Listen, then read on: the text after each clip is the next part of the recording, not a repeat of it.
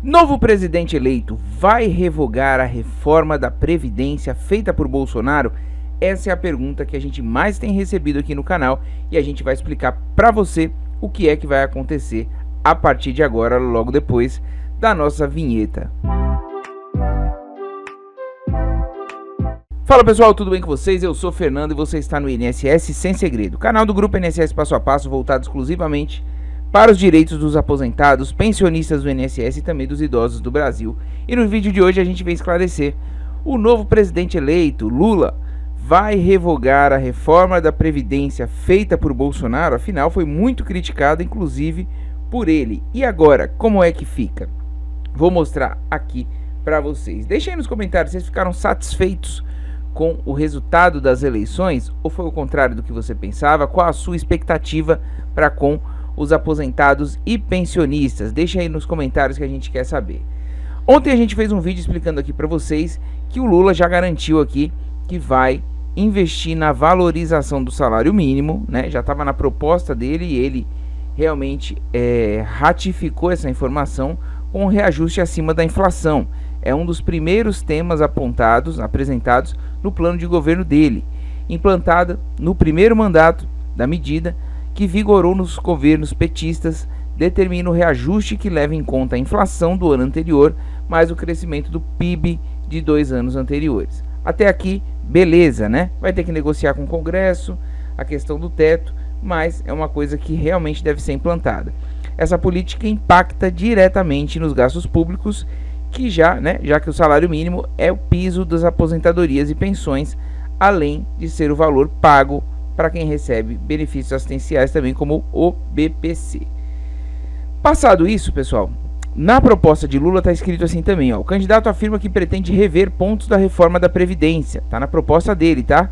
Considerados controversos, que figuram em ações do STF, ou seja, pontos controversos que já estão gerando ação no STF, ou seja, já está em última instância para poder ser decidido. Isso é gasto público, tá? Porque tem a ação lá, passa pelo INSS, depois paga justiça, enfim, só dinheiro público sendo perdido, sendo que uma decisão poderia ser tomada e acertada a lei. Dentre as alterações que podem ser revistas estão a idade mínima na aposentadoria e os redutores da pensão por morte. Então isso aqui, principalmente os redutores na pensão por morte, foi uma coisa muito, mas muito cruel que foi feita na reforma da Previdência, a última agora que a gente teve, né, organizada por Paulo Guedes, e que pouca gente percebeu. Você só vai perceber quando você perder um ente querido e precisar solicitar a pensão. Abre aspas, diz aqui: o objetivo da aposentadoria especial é reduzir esse tempo de exposição. Aqui é outro tipo de benefício que ele está querendo mexer também, que é a aposentadoria especial, né? Que a pessoa se aposenta devido aos riscos com 15, 20 ou 25 anos de trabalho. E agora com a reforma, antes de 55 anos, independentemente do tempo que ela trabalhou, ela não consegue se aposentar. Ou seja, perdeu o sentido de proteger a saúde. E sobre a pensão por morte, o candidato fala em rever até mesmo ou revogar as regras classificadas como cruéis. E realmente são cruéis. E eu incluo aqui a aposentadoria por invalidez, que foi totalmente cruel. Para você que não sabe, você paga o INSS, se porventura, né, você ficar inválido, você vai receber 60% apenas da sua média salarial. Imagina, quando você mais precisa, vai depender de medicamento, de tratamento e tal, você vai ficar com 60% do seu salário só. É um absurdo o que a reforma fez, sendo que antes da reforma você ficava com 100%. Dando continuidade aqui, então. Lula está no plano de governo dele, tudo isso. Tudo isso precisa ser feito via emenda constitucional. É possível ele fazer? É totalmente possível ele fazer, mas precisa ser via emenda constitucional. Lula, como presidente eleito, né, quando ele assumir efetivamente como chefe do executivo, ele tem sim a prerrogativa para propor uma emenda constitucional. Assim foi com Bolsonaro. A reforma da Previdência última foi proposta por Bolsonaro, por ele ser chefe do executivo, alterando o que ele julgar necessário para melhorar o que foi feito na reforma da Previdência por Bolsonaro, que foi aprovada pelo Congresso Nacional. Logo no primeiro ano do governo de Bolsonaro, a gente teve essa reforma da Previdência, inclusive teve um apelo popular por essa reforma da Previdência. As pessoas não sabiam o quanto estariam sendo prejudicadas com essa reforma, principalmente alguns pontos que são absurdos. Era necessária a reforma? Era sim, mas não nos moldes em que foi feita, tá? Em algumas coisas. Vamos tocar aqui. O Lula pode fazer? Pode. O que ele vai fazer primeiro? Fazer uma proposta de emenda à Constituição, que vai para onde? Pro Congresso. Ele não decide nada sozinho, tá, pessoal? Ele não tem o poder de fazer isso sozinho. Muita gente está falando, com um decreto presidencial ele vai lá e vai derrubar tudo. Não. Vai pro Congresso e aí vai para a CCJ. Vocês que acompanham muito bem aí o 14º salário devem saber os trâmites de cabeça aí, ó. Olha só. A proposta então é analisada pela Comissão de Constituição e Justiça e Cidadania, que se pronuncia sobre a sua admissibilidade no prazo de 5 sessões do plenário. Nessa fase, a CCJ analisa basicamente se a proposta fere alguma cláusula pétrea da Constituição, como direitos e garantias individuais, separação de poderes, que isso não pode ser mexido. Depois passa para a comissão especial. Se a proposta for admitida, o presidente da Câmara designa uma comissão especial para o exame do mérito da proposição. Essa comissão tem o prazo de 40 sessões de plenário. 40 sessões de plenário, pessoal, olha isso. A partir da sua formação para aprovar um parecer. Veja como a reforma da Previdência do Bolsonaro foi rápida, né? Comparado com todo esse trâmite aqui, ela seguiu realmente todo esse trâmite. Para a votação do parecer na comissão é necessária a presença de metade mais um dos integrantes, ou seja, 25. A aprovação se dá por maioria dos votos, maioria simples. Olha só todo o trâmite. Somente na comissão especial podem ser apresentadas emendas com no mínimo de 171 assinaturas de deputados cada uma, no prazo de 10 sessões de plenário. Depois vai para o plenário da Câmara. Após a publicação do parecer em intervalo de 2 sessões, isso tudo está tido dado certo aqui, né? Até aqui. Aí vai para o plenário da Câmara e após a publicação do parecer do intervalo das 2 sessões, a proposta é incluída na ordem do dia do plenário, onde é submetida a 2 turnos de discussão e votação. Entre os 2 turnos há um intervalo de 5 sessões de plenário que pode ser cancelado por decisão do próprio plenário.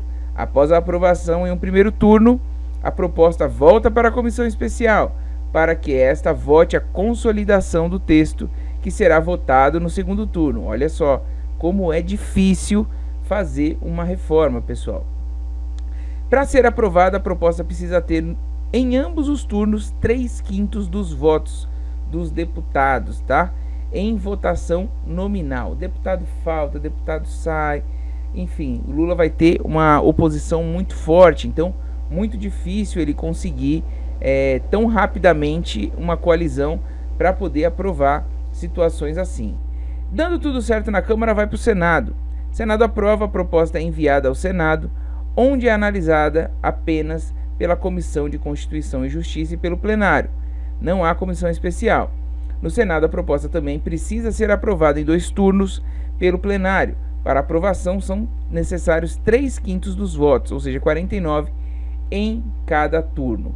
E aí, dando tudo certo até aqui, sendo aprovado, isso se não fizerem alterações e a lei volta, né? A proposta volta para a Câmara, vai para o Senado, volta para o Senado, vai para a Câmara. Se tudo der certo, tem que ter muito jogo de cintura e muito envolvimento político, vai então para a promulgação. E aí, se o Senado aprovar a proposta recebida na Câmara integralmente, o texto é promulgado em seguida pelo Congresso Nacional, tornando-se uma emenda à Constituição, e aí vai passar a valer. Então, Lula pode? Pode sim, mas ele vai ter que percorrer todo este caminho. Pode ser que a própria Câmara, através de comissões, proponha essa reforma, né, para tirar alguns pontos. Pode ser, tudo isso vai ser negociado, mas não é fácil. O presidente não tem a prerrogativa de, com um decreto, resolver isso numa canetada só.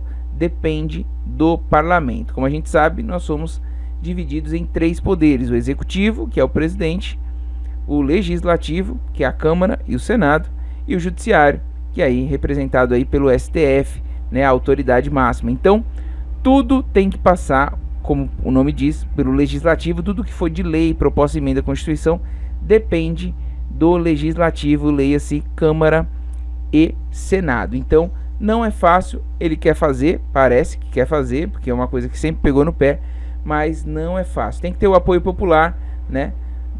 Principalmente a reforma da Previdência do Bolsonaro teve grande apoio popular, as pessoas estavam muito empolgadas com a questão, né, do Bolsonaro ter assumido e sequer talvez tenham olhado o conteúdo da reforma, né? Só ficar olhando a economia de não sei quantos bilhões. Paulo Guedes fala muito bem na questão da economia, mas realmente as pessoas que estão precisando de benefício agora estão sendo surpreendidas por benefícios realmente muito baixos e que prejudicam muito, né, quem pagou uma vida inteira o INSS. Vamos pressionar, vamos ficar de olho, vamos cobrar, né? Tá só começando aí a mudança do governo e a gente vai cobrar para ver o que vai acontecer. Então é isso, pessoal. Resumidamente, ele pode fazer, mas depende da Câmara dos Deputados para aprovar essa proposta de emenda à Constituição. Ainda for com dúvida, pode deixar no primeiro comentário fixado que a gente vai responder para você que é inscrito no canal. Não é inscrito ainda? Inscreva-se agora, ative o sininho de notificação e a gente está aqui sempre para te ajudar. Agradeço muito sua audiência, um forte abraço e até o próximo INSS Sem Segredo.